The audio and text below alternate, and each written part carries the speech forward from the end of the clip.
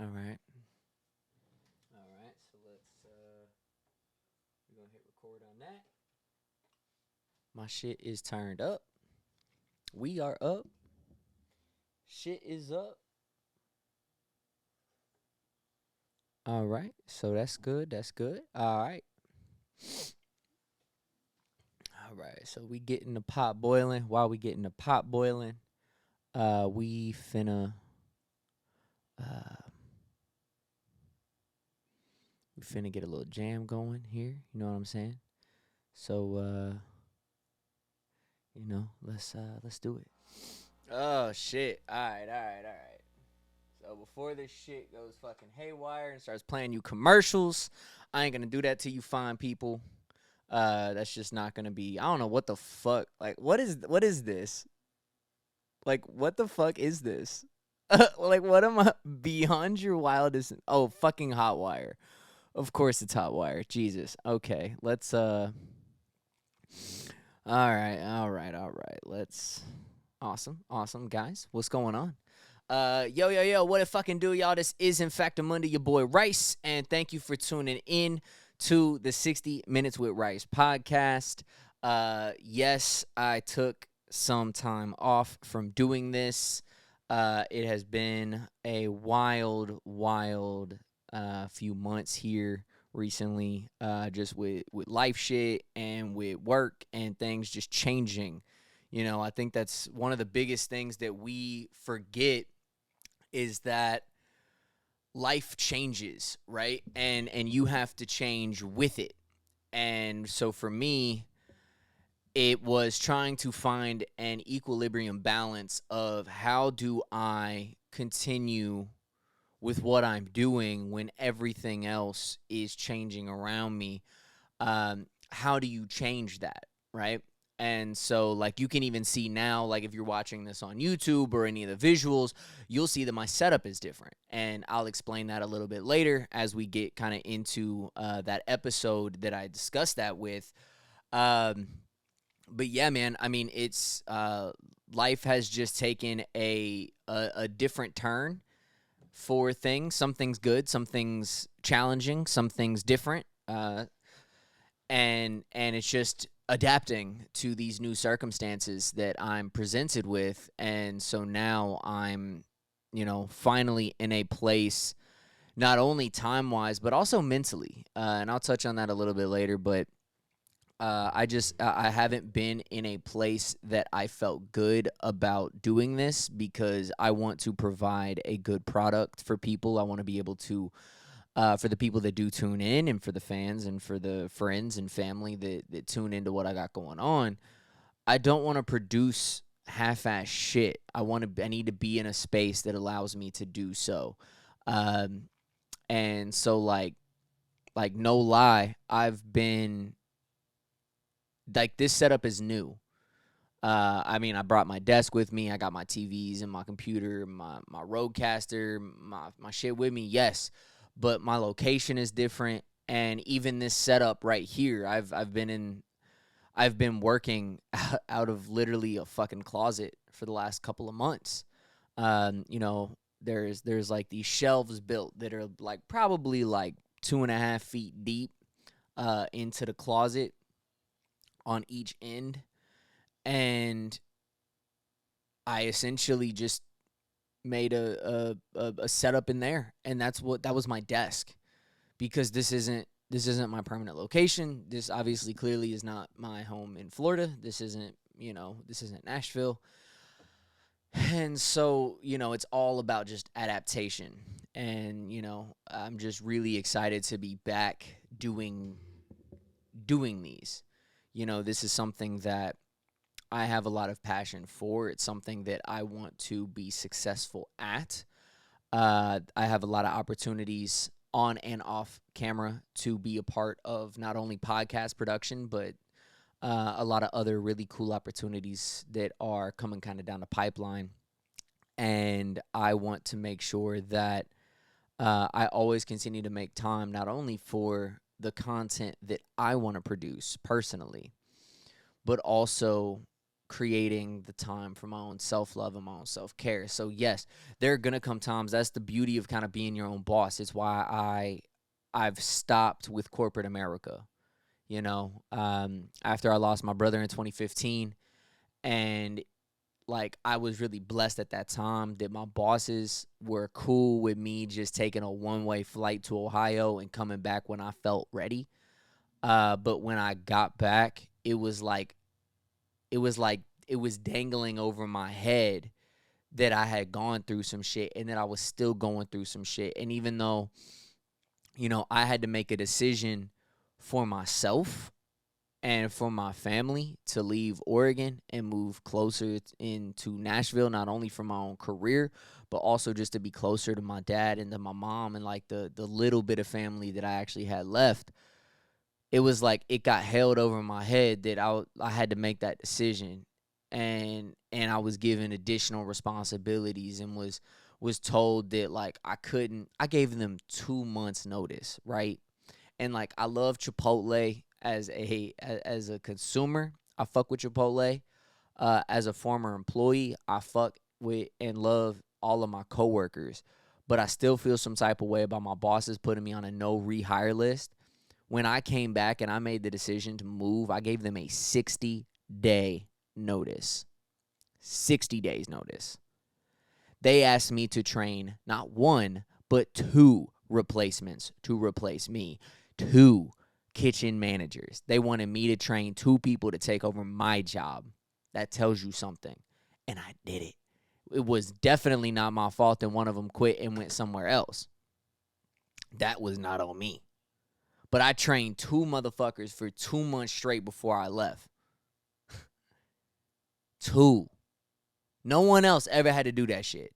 It was always you find your pupil, you train the one person, you get the one person ready. No, I had 2 motherfuckers I had to directly teach and manage how to do all this shit. And still, I leave 2 days beforehand because my dad's friend in Arizona was sick and dying and he wanted to go see her. So we left 2 days in advance of my 60 days notice. And they put me on a no rehire list. And that's when I knew I was done with corporate America. That's when I knew the second I was working for somebody or a company that wasn't my own or wasn't something that I had a say or control in, I was done. I wasn't going to do it because I need the time for my own self-healing and self-love. I want to be able to provide that same opportunity for people who are coming from similar situations as that, where, we're the only fucking country. I wouldn't say only, but we are one of the only developed countries. Let me put it that way. That put the expectation on women to come back to work like 2 days after they gave birth. Why? Fucking go over to Europe and shit, and these motherfuckers get like 6 months paid maternity leave. Sometimes up to a year.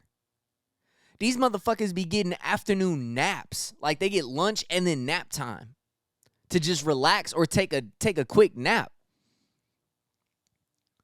Like their tax, like I was talking to a dude from Germany a few years ago, and he was saying, yeah, it sucks. 25% of everything I make is taxes. But also 2 things. My entire family, all our medical bills are covered. We never got to worry about shit. And secondly, my 2 girls get to go to college for free as long as they go to college in Germany. Bruh.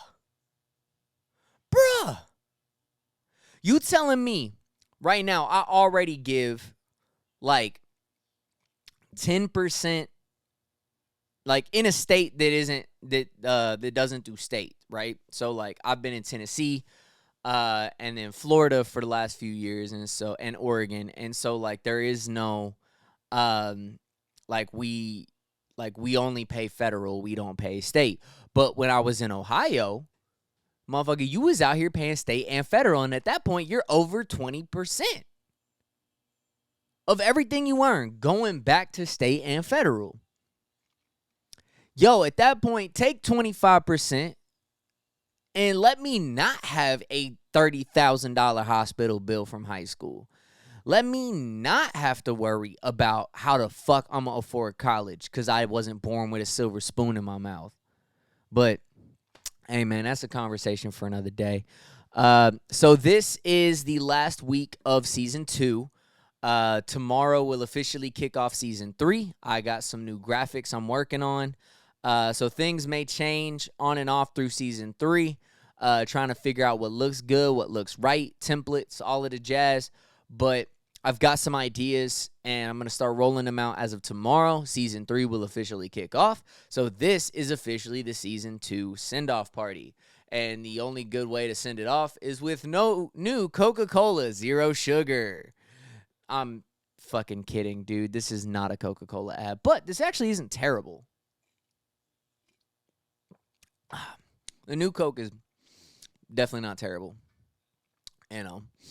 I know they did the black can for marketing. I don't know if any of y'all actually know this, but here's a little tidbit of marketing information for any of you who may not know.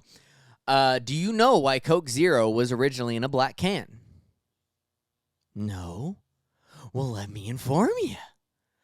So originally, they had a problem in the marketing department at Coca-Cola with the primary audience that was buying Diet Coke was women.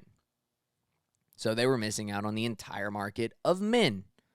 So when they rolled out, and like that's obviously not a bad thing. Women obviously, they rule the world. Women, whether we want to admit it or not, women rule the world.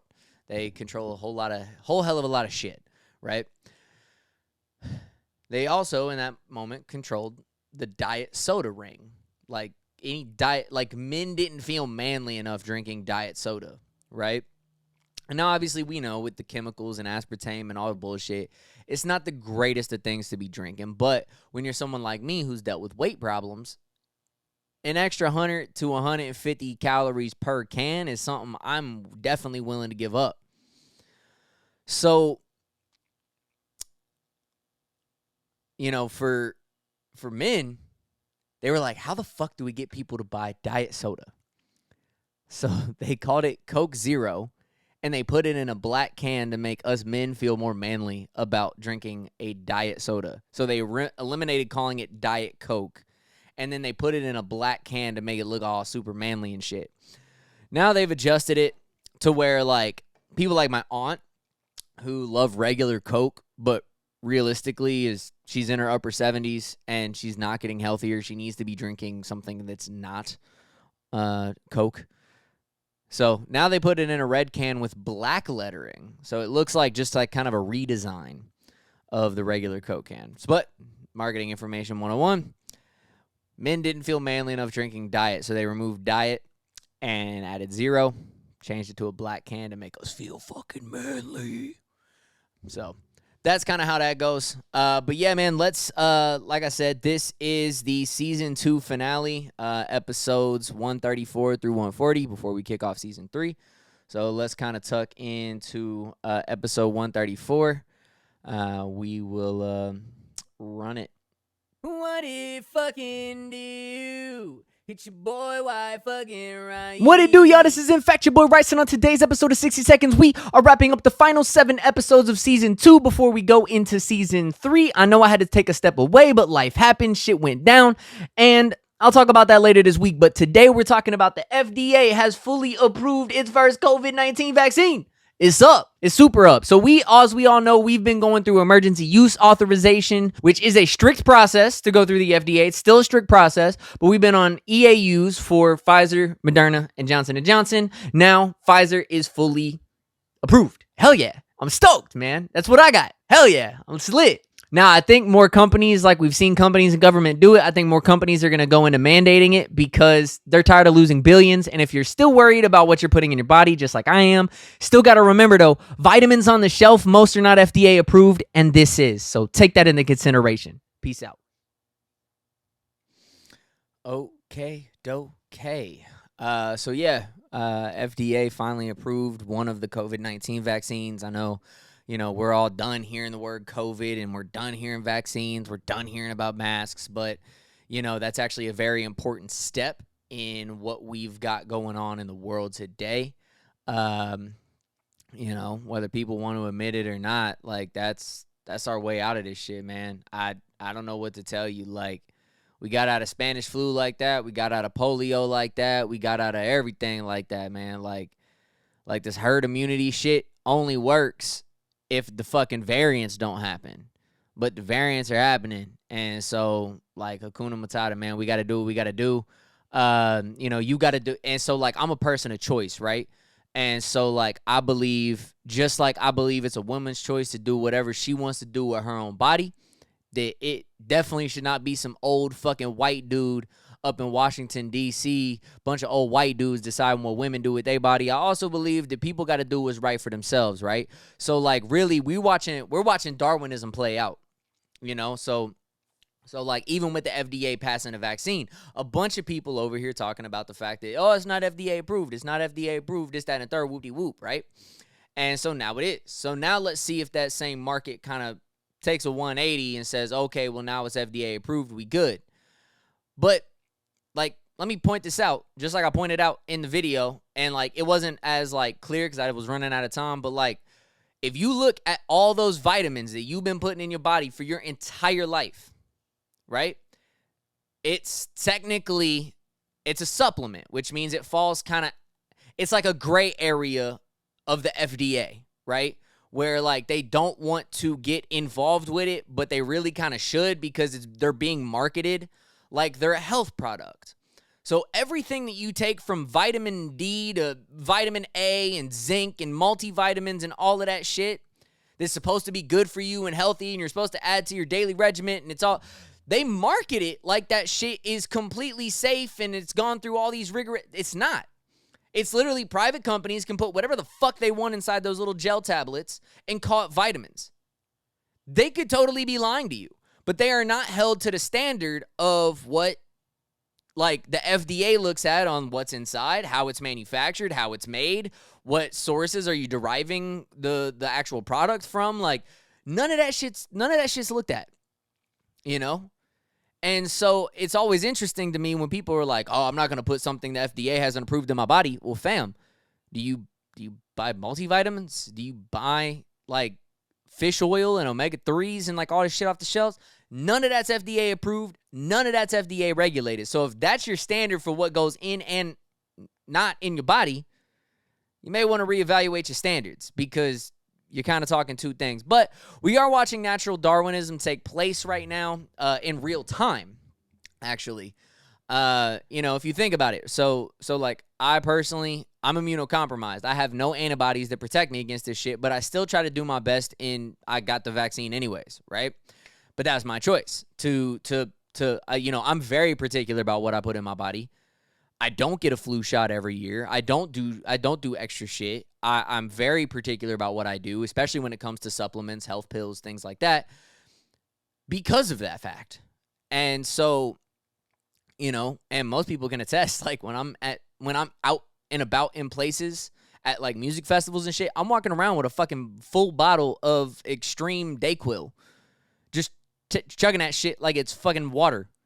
And not literally, like, I'm not chugging a whole bottle like 3 times a day, but, like, I'm taking sips throughout the day because even then I knew cesspools of bacteria can fuck this guy up. So, and by this guy I mean me for all you audio listeners. So I had to make that choice. Now, I believe I've spoken with a couple other people who do a lot of natural remedies, whose religions, whose just exercise regimen and the things they put in their body to get their body to be naturally on like a nice natural high level, right? They've said that they want to, they believe that they've done what's necessary throughout the years to protect themselves, not only from COVID, but from other things because of how they take care of their bodies. And now if that's your choice and that's your prerogative, you're basically having a coin flip of whether your body is strong enough and tested enough in order to survive something as crazy as this, right? And then there's just the people who are like, I'm not putting that vaccine in my body. And just because they saw a Facebook post, right? So, I mean, really, we're just watching natural Darwinism play out, and we're just seeing how that shit goes. But yeah, man, do what's right for you. I think that's my, do what's right for you, but also don't be hypocritical about it. Don't preach to me about Jesus and shit, and then turn around and be like, fuck my neighbor. Like, he can die. I don't care because I don't want to do this political shit. Because it all got politicized. That's, I don't know, man. I'm kind of sick and tired of talking about it at this point, but news is news. That's big news. All right, so speaking of big news, let's move into the next episode, 135. Let me pull that up here. So as you can tell, I'm a bit rusty at this shit, man. I haven't been doing this for a while now, for a couple months, so I'm just kind of getting back into the groove of things. All right. So this is episode 135. Kind of touching on the life shit I touched about in 134 and at the beginning of this stream. Just kind of touching on shit, and I'll kind of elaborate a little bit about what's really going on, okay? So what if fucking do? Hit your boy, why fucking Rice? What it do, y'all? This is in fact your boy Rice, and I'm here slapping microphones and here to tell you on tonight's episode, because it's late as fuck, what's been going on in that life shit I mentioned in episode 134 that's been keeping me away from doing these for so long. So first and foremost, my dad, if you've known, has been dealing with leg problems, veins collapsing and shit. He old, so shit like that starts failing. Well, it caused nerve damage in his foot. It hurt like a motherfucker. And finally, with quality of life, convinced his doctors that it was time to just partially amputate. Got it amputated, got released on his birthday this year. Happy birthday to him, right? Turning 68, got my leg cut off, bitch.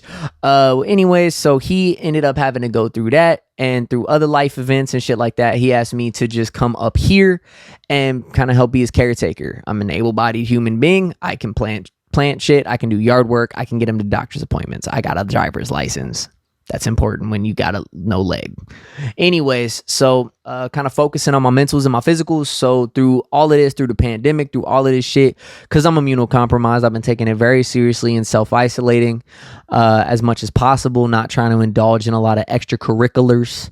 But it was just fucking with my mentals, man. So I started focusing on things that could help me out, which includes working on my physical. So I've been working out, been shooting hoops, trying to stay active. I'm actually down 23 pounds since May, feeling really good. I still got 30 to go, but I'm feeling really good about where I'm at now. I'm on a diet, Nutrisystem, but just staying really kind of active in that. And then also me and my business partners with Nashville Unsigned started a new company called New Age Digital. And so actually I've been doing a lot of social media work. So strategies, management, and even doing some film and photo work. So really looking forward to what's coming up, man. I'm back to this. I'm super excited. So stay tuned for 135. Peace. So I fucked up at the end there and said stay tuned for 135. I'm in 136, but that shit was at like 3 a.m. So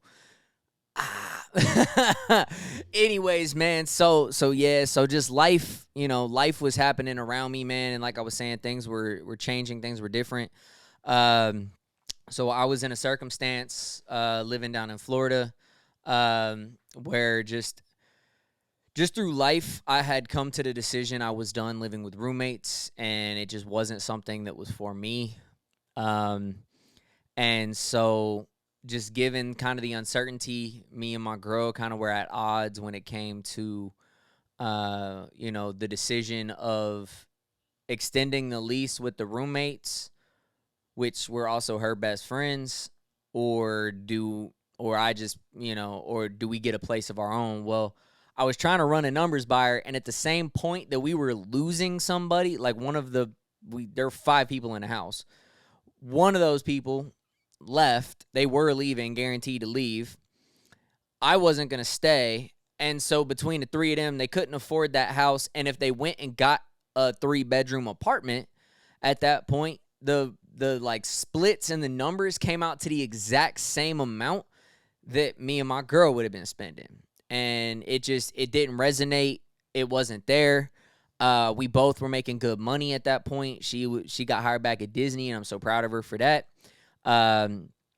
she's killing it already. Like a few months in, she's already like being put up by by her leaders for like corporate opportunities to train people park wide and doing all of this shit. And she's already getting promoted to relief coordinator and like all of this shit. And it's actually really dope, and I'm proud of her. But at that same junction, it was like I didn't want to stay. I was done with roommates. There was already some shit at odds. As someone who's immunocompromised and who puts equal amount of money into that household, who puts additional labor into that household that others were not, it was like I was being left out of the conversation about shit. And it was like, nah, man, I ain't about that life. So I was getting ready to peace out anyways, but my dad just had his leg amputated. So he ended up actually asking me to come up here. His assistant, yo, Money Green, what it do? Yo, really appreciate you tuning in, my G. Always love when my brother can tune in. But yeah, man, so like his helper up here was a little bit woohoo. And so he ended up asking me just to come up here, move up here with him for while he's in his healing process. And so just been kind of getting adapted to. I've visited here. He lives in Somerset, Kentucky. It's kind of BFE out here. Cell service sucks, man. It's pretty terrible, but it's just trying to figure it out, man. So like I was dealing with depression down there and isolation because I had my one brother, Aaron, down there who I was fucking with, but like because of COVID and because of everything that was going on, it just was like I was feeling isolated, I was feeling depressed. It actually kind of intensified when I came up here and I started doing, because I'm closer to Nashville, I could go down and do work. And it was just like when I was down there and I'm seeing life fucking, the country life, bro. Like the country life out here is absolutely fucking wild. It's definitely not something I'm used to beyond like a 3-day weekend. Like I'm perfectly fine having no cell service and kind of disconnecting from the world for like 3 days. But fam, to be doing this on like a daily basis where I got no people around me that don't collect Social Security checks. I don't know anybody out here that don't collect a Social Security check. So it's like I'm like I don't know anybody my age out here. So it's it's definitely interesting. It definitely slipped me back a little bit even to a deeper depression when I came back from Nashville the first time. From doing work, obviously being safe and doing all of that, but like just doing work and everything and just seeing life happen around me. Coming back here was like, oh shit, bro, like what the fuck. So just kind of dealing with life. But bro, I was legit working out of a closet, like my walk-in closet, like right here, right the fuck over here in the bedroom. And I mean, it's not a huge closet either. It's like 4 feet wide by like 7-8 feet long. And so it's like I'm working out the fucking closet, man, and it's like I'm not getting productive. So I fucked around, went back up, got my desk out of storage in Cincinnati, and like I'm trying to get my setup back. I'm trying to get my mind right. But yeah, man, just like you, Money Green, I'm on a mission to lose weight, to feel healthier, to feel better. So like I mentioned, I really kind of cracked down. I got over my anxieties of going out and being kind of in the world. So I started going to Planet Fitness like hella late at night when there's like 2 people in the gym other than me. Plus obviously the staff, can't forget about, staff is there too. But, doing that, staying strict to a diet, staying on a caloric deficit under 1,500 calories every single day. I joined the rec center down here. So I go in the afternoons when everybody's at work. And I get up about an hour or 2 of just jumpers and layups and running up the court and just really trying to get my cardio in that way because fuck a treadmill. I swear I can run up and down a basketball court. I don't know about any of y'all, but like I can legit run up and down a basketball court for like 4 or 5 hours straight and feel fine. You put me on a fucking treadmill and in 15 minutes, your boy is dying. I don't get it. I don't know, you put a basketball or a soccer ball or anything in front of me, you put a sports ball, as my mom we'll say, call them sports balls. Put a sports ball in front of me and I'm fucking flying. But yeah, man, thanks, Money Green. Yeah, man. Just really trying to stay active, man. I'm down 23 pounds as of now. About 24 now as of this morning, but my official weigh-in is tomorrow, so we'll see. But yeah, bro, just trying to stay active. Speaking of Money Green, I don't know if you I don't know, are we running fantasy football this year? Have we already done a draft and everything, or am I just out the loop this year? I don't know. Get back at me with that one. I want to know. I want to try to kick y'all's ass this year again since I missed last year. But yeah, man, with that said, just getting life back on track, man. I'm feeling good, feeling great, feeling blessed. Things are just going really well. I've picked up doing social media for a lot of clients now, including tourism accounts down in Tennessee, which is actually really cool. State contracts are definitely a lot different than like working with artists, but at the same time, I'm really excited about what we got going on over at New Age Digital and everything that we got about to roll out at Nashville Unsigned. So with that said, man, let's fuck around and get this popping with episode 136. What it fucking do? Hit your boy, why fucking right? What it do, y'all? This is in fact your boy Rice, and on today's episode of 60 Seconds, we are doing part 1 of what's going on over in Afghanistan. It's the biggest news story this week, so it's a 2-part episode. So in this episode, man, I just want to send out my heartfelt condolences, not only to the American soldiers and civilians that are over there right now, fighting for their lives and fighting for the lives of our allies and people, but also to the individuals and the citizens and the innocents who are caught in the crossfire of just this big dick swinging competition happening right now for power, for control. It's really unfortunate to see, man. Women's rights had come so far over there, and it looks like those are going to be reverting. People are losing their lives in violence and just in turmoil, and just prayers up, man. Prayers up. Oh, damn. Okay, there we go. Got the feedback up. But yeah, man, so that's episode 1. I'm actually going to continue on to episode 2 so we can just talk about both at the same time. Let me see. What did Money Green say? They set up the teams already, but get at them. He said another league. Damn, I wanted to kick your ass, Money Green. Shit. If there's another league you going to be in, Money Green, that's got an open slot, let me know. I'm trying to kick your ass too. Slash do our team up shit when we realize one of us ain't making the playoffs. By the time the trade deadline hits.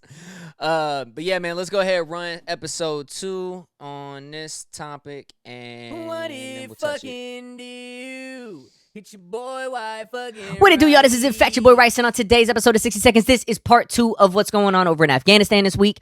So let's kind of get into some perspective. So first and foremost, everyone is like shitting on Biden and, ooh, look at Biden, like, look what he's doing to the women and children over there. Okay, so first and foremost, why are y'all more concerned on the right about women and children in Afghanistan right now than you are about the black women and children getting gunned down in the streets right here in America? Secondly, y'all are getting all on Biden's case about this shit like it's all his fault. Let's remember, 45 is the one who worked out the ceasefire and truce and withdrawal of our forces by May of this year. It's Biden who just had to take over the responsibility of doing so and following through on the word that 45 gave.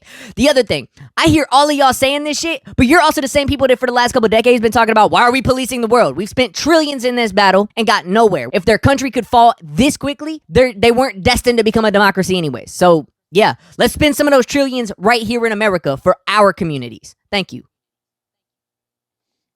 Okay.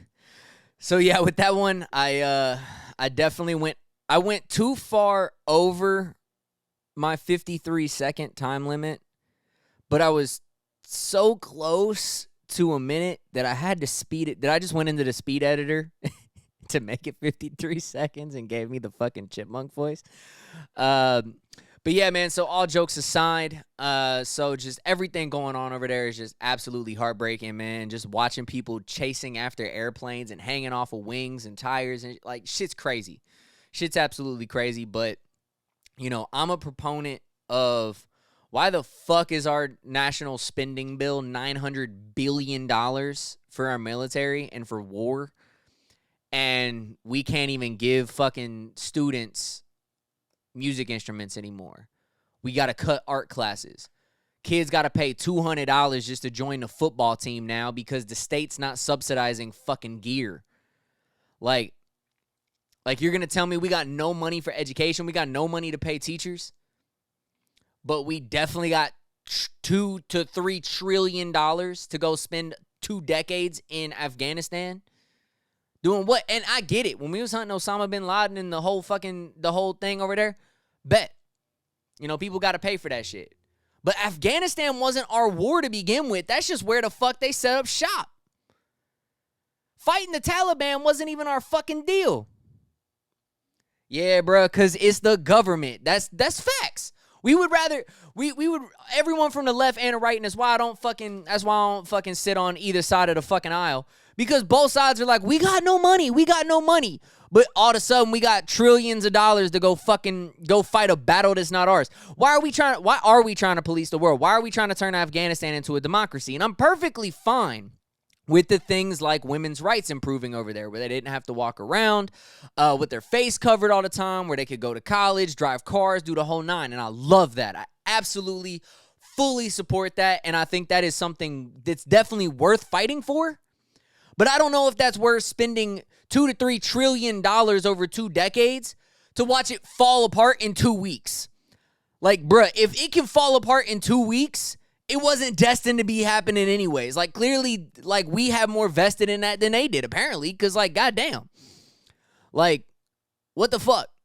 And this whole cannon fodder shit of, like, let's all attack Biden, and this is not me taking away from his responsibility as the current commander-in-chief to get the proper information from the intelligence communities and all of that bullshit and, like, how to execute some of this shit. But, yo, 45's the one who made it. I thought we didn't make deals with terrorists, but 45 definitely made deals with fucking Taliban. That motherfucker definitely said, hey, bro, we gonna stop firing. If you stop firing, we gonna be out. Y'all can just do whatever the fuck you want. What did y'all expect? Like, did anyone actually expect anything different? Because when I heard this news last year, when this fucking deal got struck, I knew exactly what time it was. I don't know, fam. I don't know. But, we definitely gotta make sure that, like, and it's the same thing with the vaccine shit. It's the same thing with everything, man. Don't be hypocritical. Don't be telling me for 2 decades you on the side of why are we spending so much money? Why are we policing the world? Why are we losing American soldiers and lives to battles that aren't ours? This, that, and the third. And I get it.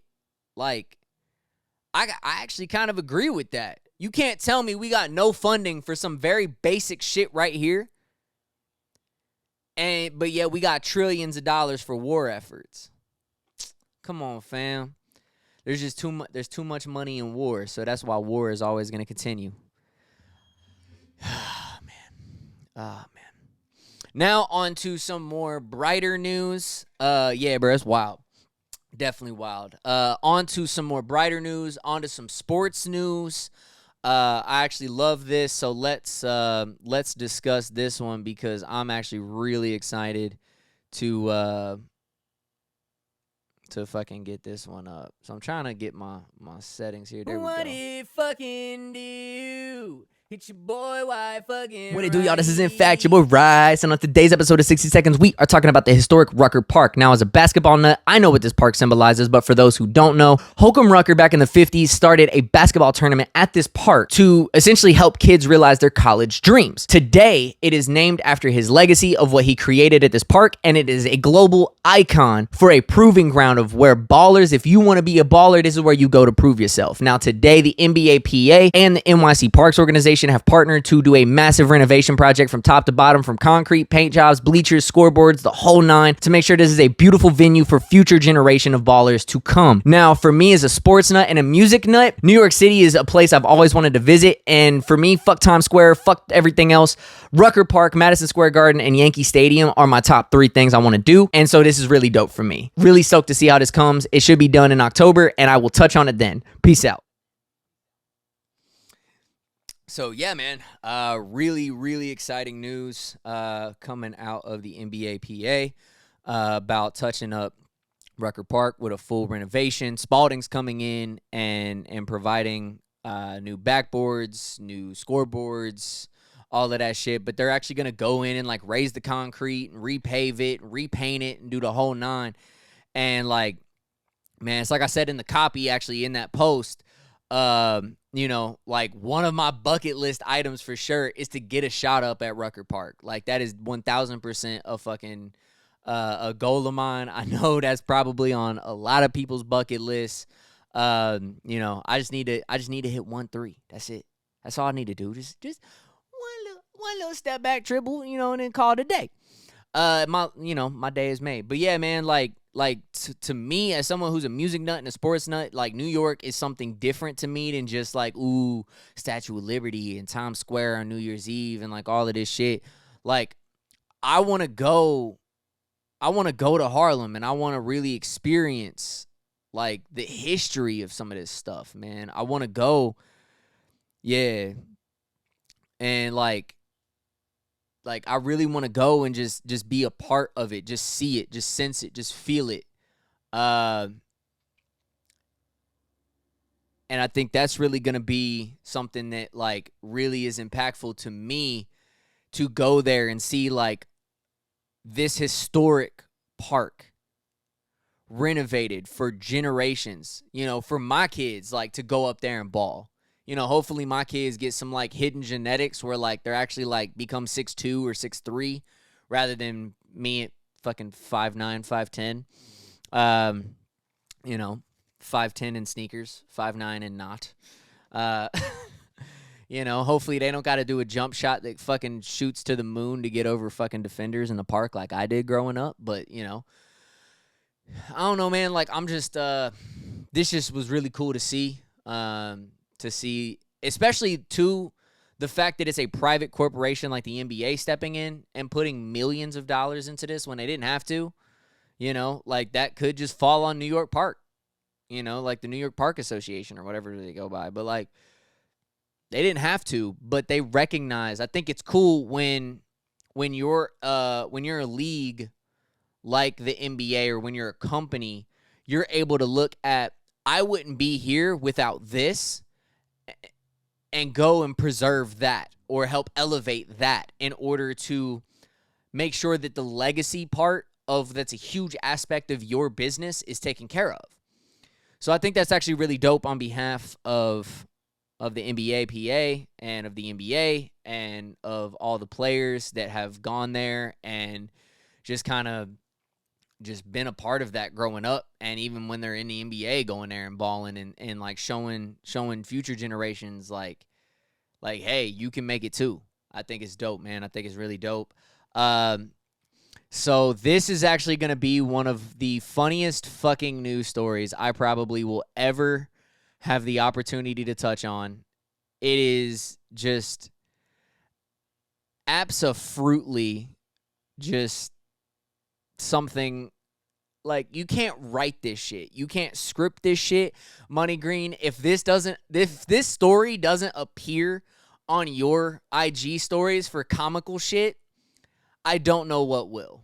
So let's talk about it, man. Hit your boy, why fucking right? What it do, y'all? This is in fact your boy Rice, and today we are talking about the important things in life. Now, let me tell you what I mean. So this is a news story coming out of Michigan, and I absolutely lost my shit for a good minute. Now, this dude got a divorce from his wife, ended up moving in with his parents for about 10 months while he looked for his own place.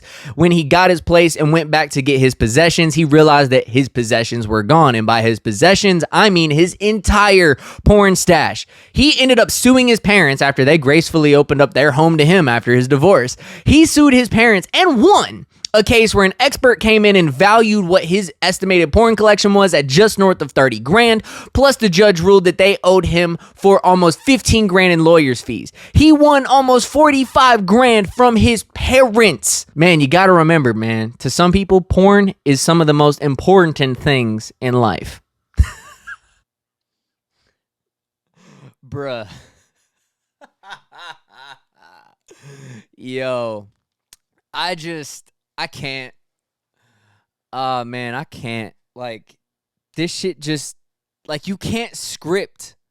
You cannot script a fucking story like that. It led me reading this news story about this this dude gets a divorce, moves in with his parents, gets his own place. Parents throw away porn collection in the meantime. Bruh. Yeah. Oh, man. Yo, yeah, Money Green. Yeah. I figured you did already, but yo, that shit just, it had me dying, and it had me asking, like, actual questions, but also kind of just being funny questions.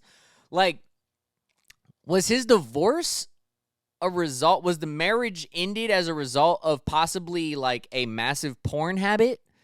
You know, like, he was beating off too much to Riley Reid and not fucking his wife enough? Or, like, how was that going? Like,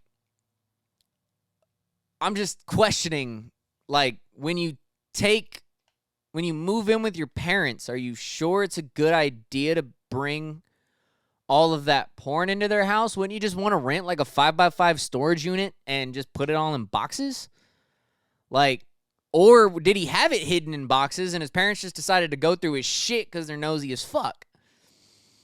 And then it's just like, oh, and then, like, my final question, who is the expert? Like, is it somebody who, like, works in the porn industry? Is it somebody who, like, owns a chain of adult stores in Michigan? You know? Or did they, like, call up a trucker whose route is, like, I-75 between, like, Cincinnati and Florida? Like, I feel like a trucker whose route is I-75 would probably be the most legit expert, because I-75 also runs all the way up to Michigan. So maybe, like, maybe they just called in, a trucking expert who spends a whole fucking lot of time at those, like, adult store / strip clubs on the side of the highway that, you see all the signs for on your way to Atlanta. I don't know, man. I got a really fucking funny laugh out of that, and I just couldn't help but I couldn't help but talk about it. It was fucking funny. They even ended up on CNBC, like the fucking financial channel. They were talking about it. I don't know. I'm blown away. I just really am. But yeah, man. So where I've been kind of absent, I've missed out on a lot of news that I could have been talking about here. So we have, obviously, our Sunday exclusive episode. And I would like to touch on what's happening in the life of Kanye West. So here in a second, I'm going to start, and I'm going to touch on a few things. And it just seems really fucking crazy to me, everything he's got going on. So let's give this a shot. What it do, y'all? This is in fact your boy Rice, and on today's exclusive Sunday episode of 60 Seconds with Rice, we are going to talk about everything encompassing Kanye and his Donda record. So, one, who the fuck rents out an entire football stadium for an album, to, like, record an album? I get putting on the shows and shit, but, like, to, like, also record and live there, it's kind of weird, bro. Like that's a little bit too much of a flex in a time when people are struggling. You flexing a little too hard with that shit. Secondly, why would you do a show displaying an album you're not, like, you're one of those pickiest motherfuckers who delays their album every fucking time because you keep remixing shit.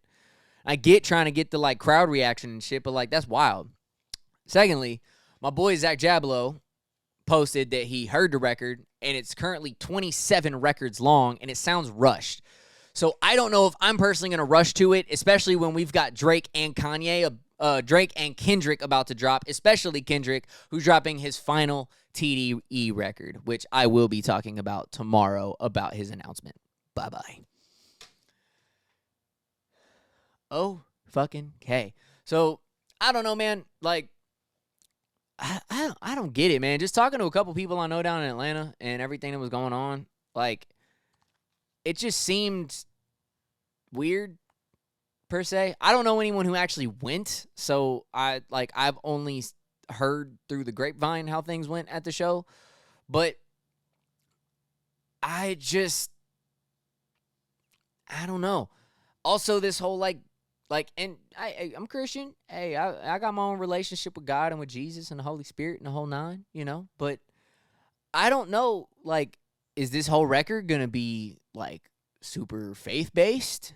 And if so, that's fine and I'm totally okay with it. I'm not mad at that. You've got artists like Lecrae and Halvey who are killing it in their lane and doing their thing, but I just don't know if that's really what I want to hear from Kanye, to be honest. And I recognize people are allowed to grow with their art and things like that, and I'm also allowed to grow with my fandom. And, Kanye has done some things personally I'm not a fan of. He's also done some things professionally I'm not a fan of.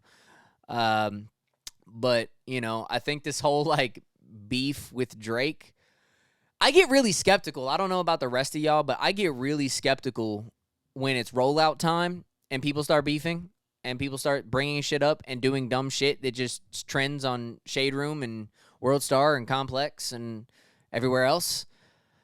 I just don't know, man. I feel like the whole let's add Pusha to the text stream and let's post his fucking location and all of this other shit Kanye doing. One, it's extra, bruh.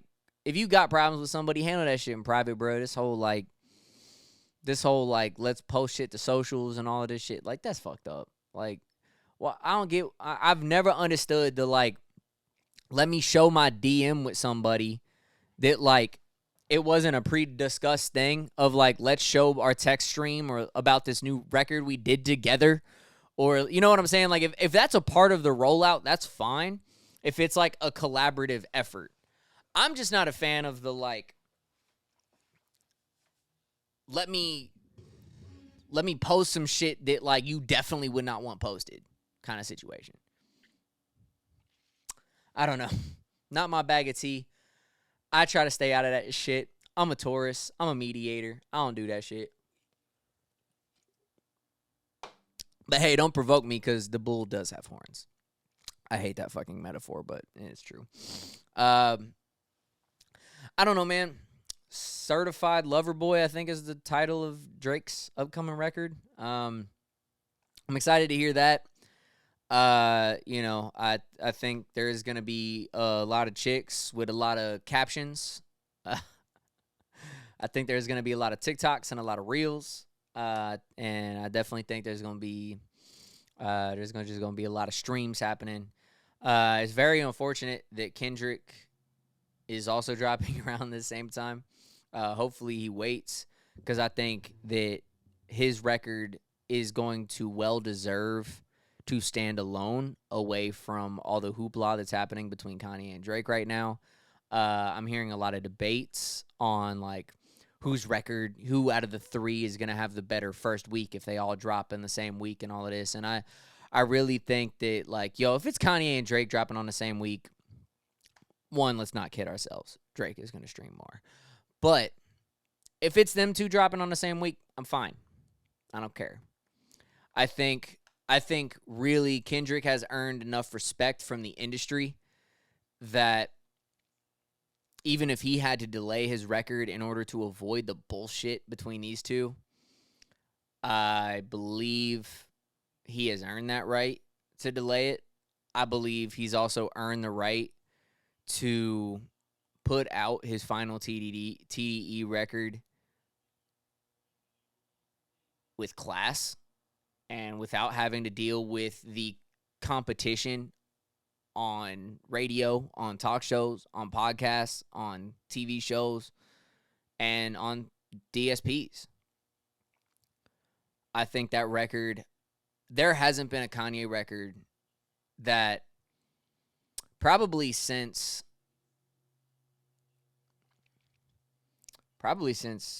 graduation that I've ran to. But I recognize that Kanye draws a lot of attention regardless, no matter what he does. I recognize that Drake will always, and probably forever, anytime he drops something, he could drop a penny and people would run after that penny, let alone a fucking song. So I know he's going to draw the attention from anyone and everyone who drops in the same hemisphere as him. I just think I would like Kendrick's album to roll out on its own so the discussion can be about Kendrick and can be about the absolute mastery of his artistry. Because, shit, man, Kendrick's a legend. We're watching a legend work. I mean, and obviously that's not to say Kanye and Drake aren't legends in their own right, but, like, I'm a lyricist through and through, and I believe Kendrick has provided, for someone of my taste, Kendrick has been somebody I've more gravitated towards because of his lyricism. You know, it's not just because I'm white either. The skill level that Eminem displays through his lyricism, the skill level that a Tech 9 displays through his lyricism is something that honestly isn't matched by a whole hell of a lot of people, and Kendrick is on that level for me. He won a fucking Pulitzer Prize. Like, that's fucking wild. Like, who the fuck does that in rap? Who the fuck does that in hip-hop? Nobody. Like Kendrick fucking did that. That's wild. And, I'm just really intrigued, man. I'm really, really intrigued about it. And I'm excited for the future, man. But yeah, final thoughts. Final thoughts. I don't know, man. Try to do you, man. Live your best life. Do things that make you happy. I think that's the best that anyone can ever ask for. Shout out to Money Green for tuning in and communicating. I actually prefer to have people in the chat and like making comments and stuff, so it kind of keeps me on my toes, keeps things interesting. I love it. Can't wait to tune in to the next stream, Money G. Can't wait to see it. So yeah, definitely if y'all are on Twitch, if you're not on Twitch, you should sign up for Twitch because and follow my boy DJ Money Green. He does pretty much daily shows at this point. He does daily shows on Twitch, different kind of genres, different kind of playlists. But it's he runs it up, man. He definitely runs it up. That's definitely a vibe. I love putting it on when I'm working and just jamming in the background, man, tuning in, seeing what's popping, man. It's good to see the growth happening. So definitely follow my boy Money Green. Much appreciated for the love, for the tuning in, and thanks to everyone who's going to tune in to the podcast and on YouTube. One love, and I will see you next Sunday. Peace out, y'all.